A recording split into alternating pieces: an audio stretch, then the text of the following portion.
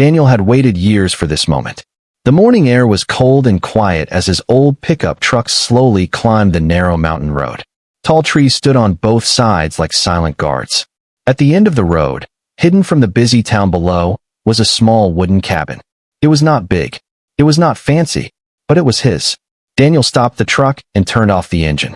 For a few seconds, he just sat there, breathing deeply. This cabin was supposed to be a new beginning. A place with no noise, no stress, and no people telling him what to do. He stepped out of the truck and looked around. The cabin looked exactly like it had in the photos. Brown wood walls, a small porch, a single window facing the trees. Peaceful. Or at least, it should have been peaceful. Daniel did not notice them at first, but eyes were already watching him. Across the road, beyond the trees, sat a clean and well-organized neighborhood. Neat houses, perfect lawns, quiet streets. This was the HOA community, and they did not like surprises. As Daniel opened the back of his truck and started unloading boxes, curtains moved. Doors opened slightly. People whispered to each other. A woman in a blue jacket raised her phone and took pictures of him. "Who is that?" someone asked. "He doesn't look like he belongs here," another voice replied. Daniel felt it. That heavy feeling when you know you are being watched. He tried to ignore it and focused on his work. He lifted a box marked kitchen and carried it toward the cabin door. His movements were calm, but inside, his heart beat faster. He had followed every rule. He had bought the land legally. He had checked the papers twice. Still, something felt wrong. From across the road, a group of HOA members slowly gathered. At the front was a woman in her late 40s. Her hair was perfectly styled. Her arms were crossed tightly. "This is private HOA land," she said loudly, without even greeting him. Daniel placed the box down gently. He turned and faced her. "Good morning," he said calmly. "This cabin is mine." The woman laughed, not kindly. "That's impossible," she said. "No one moves in here without HOA approval." Daniel stayed polite. "This cabin is not part of the HOA." The woman's smile disappeared. Behind her, another man whispered, "Call it in." Daniel heard those words clearly. Before he could say anything else, the woman stepped away and pulled out her phone. Her fingers moved fast. "Yes," she said into the phone. "There is a man trespassing on private property. We feel unsafe." Daniel froze. Trespassing? He looked at his cabin, his boxes, his truck. This was his property. Yet the word hung in the air like a threat. A few minutes passed. The whispers grew louder. More neighbors came out. Some pointed. Some shook their heads. No one asked him his name. Daniel stood alone near his truck, feeling like a stranger in a place he owned. Then he heard it. Sirens. The sound was distant at first, echoing through the trees. But it grew louder with every second. Red and blue lights flashed between the branches. The HOA members stepped back, satisfied smiles on their faces. "There," the woman said. "This will be handled properly." Daniel's stomach tightened. He had never been in trouble with the police. He worked hard. He followed rules. And now, on the first day in his new home, police were coming for him. The patrol car stopped near the cabin. Dust rose from the road. 2 officers stepped out. The HOA group rushed toward them, talking over each other, pointing at Daniel, pointing at the cabin. He broke in. "He doesn't belong here." He refused to listen. Daniel did not interrupt. He did not argue. He reached into his jacket slowly and held his documents in his hand, ready. One of the officers turned and looked at him. Their eyes met. Instead of fear, the officer saw calm. Daniel took a slow breath. This was supposed to be the start of a quiet life. Instead, it felt like the beginning of a fight he never wanted. And no one there knew the truth yet. Not the HOA, not the neighbors, and not even the police. Daniel stood beside his truck as the police officers listened to the HOA members talk loudly. Everyone spoke at once. Hands pointed at the cabin, the road, and at Daniel himself. Words like trespasser, danger, and illegal filled the air. Daniel kept his face calm, even though his chest felt tight. One officer raised his hand to stop the noise. "One at a time," he said firmly. The HOA president stepped forward, confidence written on her face. She explained that the cabin was near their community, that they had never seen Daniel before, and that he refused to follow HOA rules. She claimed he forced his way onto private land. Daniel waited. When the officer finally turned to him, the question was simple. "Sir, what's your side of the story?" Daniel spoke slowly and clearly. I bought this cabin and the land around it 6 months ago. I'm moving in today. I have the documents." He held out a folder. The officer took it and began reading. The second officer stayed near the car, watching the HOA group closely. Their confident smiles slowly faded. "This land is not part of the HOA?" the first officer asked. "That's correct," Daniel replied. "It never was." The HOA president stepped in quickly. "But the road he used is ours," she said. "He can't even access that cabin legally." Daniel nodded once. "That road came with the property." The words landed hard. The officer looked up. "You're saying you own the road too?" "Yes," Daniel said. "All the way down to the main turn." A strange silence followed. The wind moved through the trees. No one spoke. The officer walked back to the patrol car with the documents. He entered information into the computer. Minutes felt long. Daniel could feel the eyes on his back. Some were angry. Some were unsure. A few looked worried. The HOA members whispered again, but now their voices were lower. When the officer returned, his tone had changed. "Sir, everything you said checks out so far." Daniel let out a quiet breath. The officer turned toward the HOA group. "Did you verify the property lines before calling this in?" The president hesitated. "We assumed." "Assumptions aren't facts," the officer said. Another HOA member spoke nervously. "We were just trying to protect our community." "I understand," the officer replied. "But calling 911 is serious. This is an emergency line." Daniel stayed silent. He didn't smile. He didn't argue. He simply stood there, steady and respectful. The second officer stepped closer to Daniel. "Do you mind if we finish checking the records?" "Not at all," Daniel said. As the officers continued their work, the balance of power slowly shifted. The people who had felt so sure minutes ago now avoided eye contact. Phones were lowered. Arms uncrossed. Daniel thought about how quickly things had turned. One phone call almost changed everything. He wondered how many times this had worked for them before. The officer finally closed the folder. "Sir, you are not trespassing. You have every right to be here." The HOA president opened her mouth to speak, then closed it again. "But," the officer added, turning toward the group, "making a false report can have consequences." Fear replaced anger on their faces. Daniel didn't enjoy the moment. He only felt tired. He had come here for peace, not conflict. The officer looked back at Daniel. "Would you like to press this further?" Daniel shook his head slowly. "No, I just want to move in." The officer nodded, clearly surprised. "Understood." As the police prepared to leave, the HOA members stepped back, unsure of what to say. The woman who had called now looked small and uncertain. Daniel picked up another box and carried it toward the cabin. The sirens did not return. The road stayed quiet. But the story was far from over.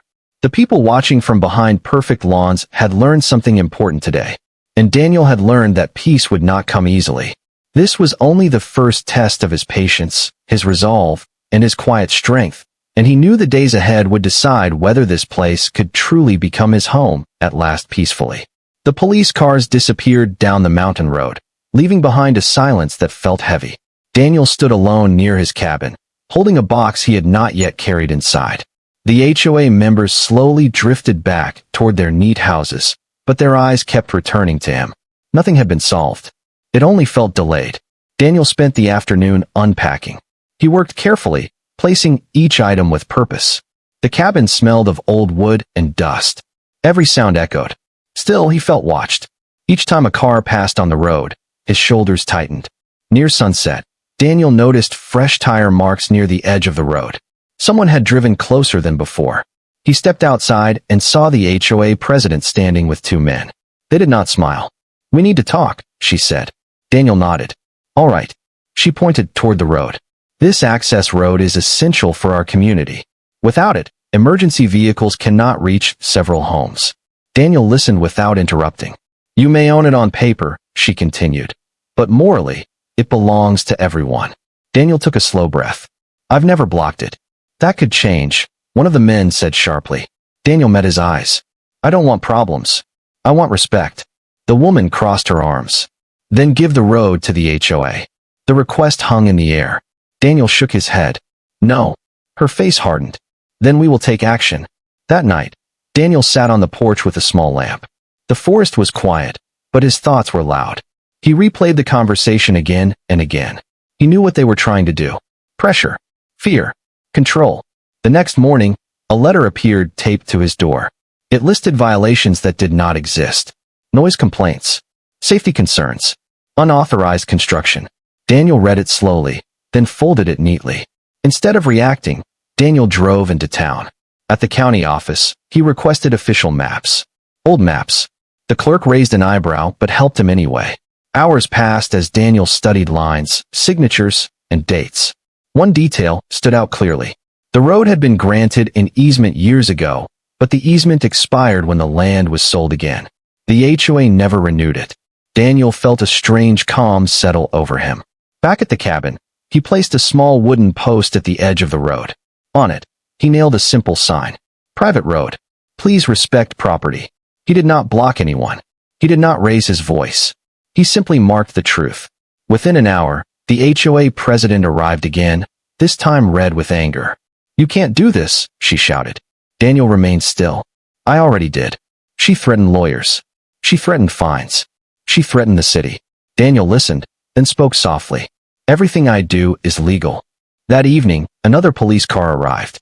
This time, the officers looked tired. They listened, checked records, and then turned to the HOA.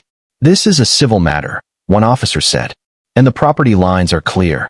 The HOA president said nothing. As night fell, Daniel removed his boots and sat inside his cabin. The walls no longer felt empty. He had not raised a hand. He had not shouted.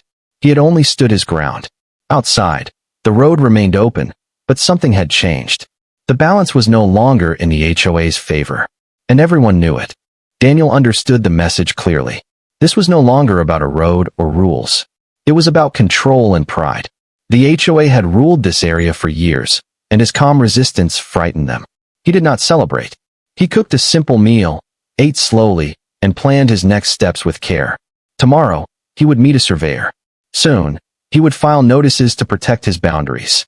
Not to attack, but to prevent abuse. As the cabin lights went out, the forest returned to silence. Somewhere beyond the trees, neighbors whispered again. They realized something important tonight. The quiet man in the cabin was not weak. He was prepared, patient, and unmovable. This truth would guide every decision he made, shaping the long conflict ahead, starting now, on this dark mountain night, without fear or regret. Morning arrived quietly, but the tension had not left the mountain. Daniel woke before sunrise, not because of noise, but because his mind refused to rest. He made coffee, stood by the window, and watched mist roll between the trees. This place was still beautiful, even with trouble hanging in the air. By mid-morning, a white SUV stopped near the road. Two men in suits stepped out, followed by the HOA president. Daniel recognized the look immediately. This was no friendly visit. They walked toward the cabin without greeting him. "We're here to resolve this situation," one man said, opening a folder. "We represent the HOA." Daniel leaned against the porch railing. "I'm listening." The lawyer spoke smoothly. He claimed the road was vital to the community. He warned Daniel about lawsuits, delays, and legal costs. He suggested cooperation would be cheaper. Daniel waited until the man finished. Then he spoke. "I've already spoken to the county. The easement expired. The land is mine." The lawyer blinked. He had not expected that. The HOA president stepped forward. "You're creating problems for everyone," she snapped. Daniel shook his head. "I didn't start this." The second lawyer cleared his throat. "What do you want?"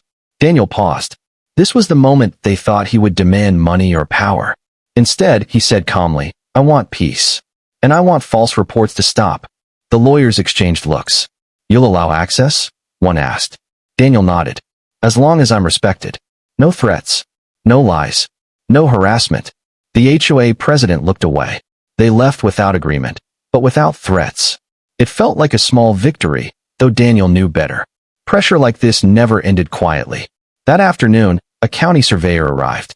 He measured the road, the land, and the markers Daniel placed. The survey confirmed everything Daniel already knew. The boundary was clear. The road belonged to him. By evening, word had spread. Some neighbors avoided the road. Others waved awkwardly when they passed. A few stopped to apologize quietly. One older man said, "We didn't know the truth." Daniel nodded. "Now you do." Later that night, Daniel heard shouting near the road. He stepped outside and saw flashing lights again. Another 911 call.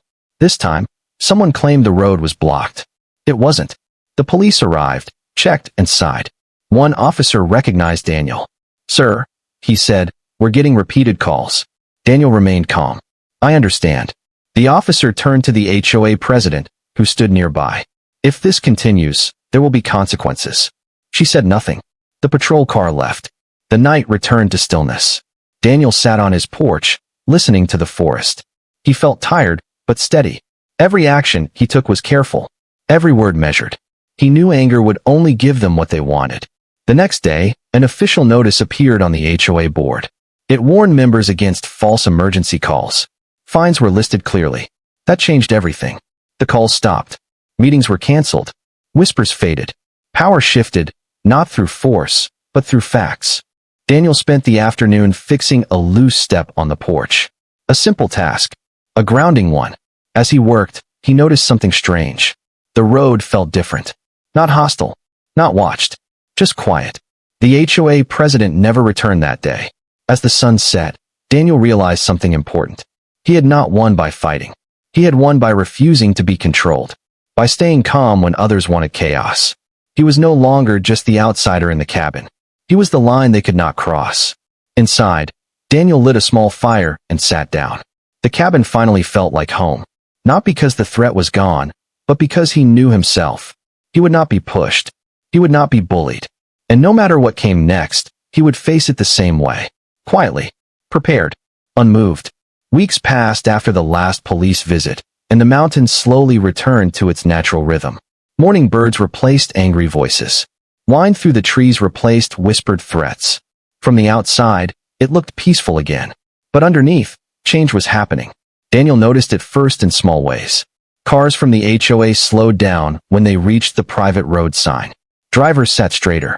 Some nodded politely as they passed. Others chose longer routes instead of using the road at all. No one complained. No one called 911. Inside the HOA community, meetings felt different. Attendance dropped. The president no longer spoke with the same confidence. Members questioned decisions that were once accepted without thought. The cabin and the road had become a reminder that power had limits. Daniel stayed out of it. Every morning, he followed the same routine. Coffee on the porch. A short walk down the road. Then work around the cabin. He fixed a fence, cleaned the roof, and planted small trees near the edge of his land. He waved when neighbors waved. He said nothing when they did not. One afternoon, an official letter arrived from the HOA. It was polite. Careful. The tone had completely changed. They requested a discussion about a long-term road agreement. No threats. No demands. Daniel read it twice, then placed it on the table. He did not respond immediately. Instead, he spoke with a local attorney. Not to attack, but to protect himself. Together, they drafted a clear agreement. Simple rules. Clear boundaries. Shared responsibility. No control games. When Daniel finally replied, he included only facts. The meeting took place a week later at a neutral office. No shouting. No raised voices. The HOA representatives looked tired. Daniel looked calm. They agreed to everything. The road would remain open for emergency use. No false reports. No harassment. Property lines respected. The HOA would maintain the road under Daniel's conditions. When the papers were signed, the HOA president avoided Daniel's eyes. As they stood to leave, she finally spoke. "We judged you wrong." Daniel nodded once. "That happens." That was all. After that day, something shifted completely. The HOA no longer watched him. They no longer whispered. The cabin stopped being a threat and became just another part of the mountain. One evening, a young couple from the community knocked on Daniel's door. They looked nervous. "We wanted to say thank you," the man said. "You stood up to things we were afraid to question." Daniel smiled slightly. "You don't need permission to ask questions." The couple left feeling lighter. Slowly, others followed. Small conversations. Quiet respect. The mountain no longer felt divided. Daniel never blocked the road. He never used his ownership as a weapon. That was the lesson that spread the fastest. Power did not need to be loud to be strong. On a calm afternoon, Daniel sat on his porch and watched clouds drift above the trees. The cabin was no longer just a shelter. It was proof. Proof that calm could defeat control. That patience could stop bullying. That truth, when held firmly, did not need shouting. The HOA president resigned quietly that month. No announcement. No drama. A new board formed, one more careful with power. Daniel heard the news from a neighbor, not a notice. He felt no victory rush, no pride, only relief. That night, Daniel lit a small fire outside and watched sparks rise into the dark sky. The road was empty. The mountain was quiet. For the first time since he arrived, Daniel slept deeply. He did not dream of sirens. He did not dream of threats. He dreamed of silence. And in that silence, he finally understood something important. Home was not just land or walls. It was the place where fear no longer followed you, where respect replaced control. Daniel had not changed the mountain. The mountain had changed the people, and it had done so without a single raised voice. Months later, winter softened the mountain, and snow covered the road quietly. Daniel watched flakes fall from his porch, feeling settled at last. The cabin held warmth now, not tension. The past conflicts felt distant, like echoes fading. Peace did not arrive suddenly, but it stayed with quiet confidence always. Neighbors adjusted their habits without complaints. Children rode bikes past the cabin, waving shyly. Daniel waved back, smiling. Trust rebuilt slowly, step by step. He fixed fences, shared firewood, and helped during storms. Action spoke louder than meetings ever did, reminding everyone respect grows from consistency and fairness daily together. The HOA changed quietly after that season. Rules became clearer. Voices softened. Emergency lines stayed silent. New leaders listened instead of threatening. Daniel noticed fewer signs and warnings, more conversations. Authority learned limits when challenged by calm truth. The community discovered balance works better than fear for everyone involved here. One morning, a delivery truck stopped at the road, unsure. Daniel walked over and guided it through safely. The driver thanked him. Small moments like this spread quickly. Stories replaced rumors. The cabin became known not for conflict, but for fairness and quiet leadership shown through everyday respectful actions daily. Daniel never asked for thanks. He focused on living well. He planted trees along the road, creating shade. He repaired drainage to prevent flooding. Each improvement helped everyone. Without speeches, he proved ownership can protect, not control, and responsibility can unite divided people through patience, honesty, and shared care together. Seasons turned again, bringing spring rain and green hills. Visitors admired the cabin's simplicity. Daniel welcomed them politely. He told the story without anger, focusing on lessons learned. Listeners understood power behaves best when restrained. Calm persistence reshapes communities more effectively than force ever could, especially during difficult transitions now. On an anniversary of his move, Daniel hosted a small gathering. Neighbors shared food and laughter. Children played safely near the road. The mountain felt whole. No signs warned anymore. Respect replaced suspicion. People realized rules exist to serve life, not dominate it. When empathy and dialogue lead forward together. Daniel ended the evening quietly, watching stars emerge. He felt gratitude, not triumph. The road stayed open, the cabin warm. Lessons settled gently. Call truth early. Stay calm. Respect boundaries. When patience meets courage, justice greets you instead of handcuffs, and peace finally welcomes home with dignity, kindness, and unity.